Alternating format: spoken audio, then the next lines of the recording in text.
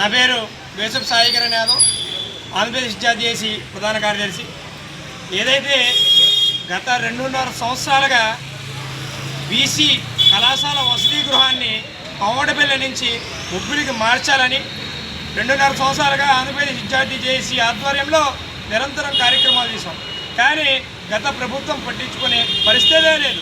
ఈ ప్రభుత్వమైనా పట్టించుకోవాలని ఈ సంవత్సరం ప్రారంభంలో మేము దఫాలుగా కార్యక్రమాలు చేయడం కూడా జరిగింది. అయితే ఎప్పటికైనా మా గోడు వినిపించుకోవట్లేదని అంబేద్కర్ గారికి అయ్యా మీరైనా మా గోడు వినిపించుకోండి అని చెప్పి ఈరోజు అంబేద్కర్ గారికి వినతి పత్రం ఇవ్వడం జరిగింది. అలాగే రేపు రాబోయే రోజుల్లో ఆంధ్రప్రదేశ్ విద్యార్థి జేఏసీ ఏదైతే మిగతా ఉన్న విద్యార్థి యువజన సంఘాల ప్రజా సంఘాలతో పెద్ద ఎత్తున వెల్ఫేర్ హాస్టల్ని ఇక్కడ తీసుకొచ్చి సొంత బిల్డింగ్ ఏర్పాటు చేసేంత వరకు నిరంతరం కార్యక్రమాలు చేయడానికి సిద్ధంగా ఉన్నాం.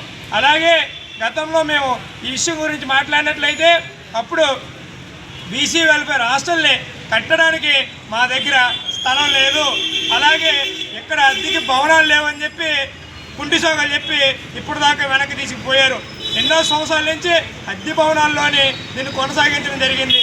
అయితే ఇక్కడే పక్కనే ఉండే ఐటీఐ కాలేజ్ పక్కన ఉన్న ప్రేమ్ నగర్లో బీసీ వెల్ఫేర్ హాస్టల్ భవనం శిథిలావస్థకు చెంది ఈరోజు ఎందుకు పనికి రాకుండా కూర్చొని ఉంది.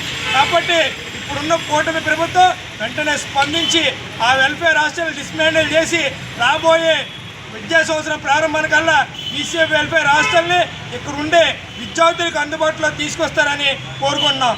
లేని ఎడలో దీన్ని పెద్ద ఎత్తున ఉద్యమ స్థాయికి తీసుకెళ్ళడానికి ఎప్పుడూ మేము సిద్ధంగా ఉన్నామని హెచ్చరిస్తున్నాం.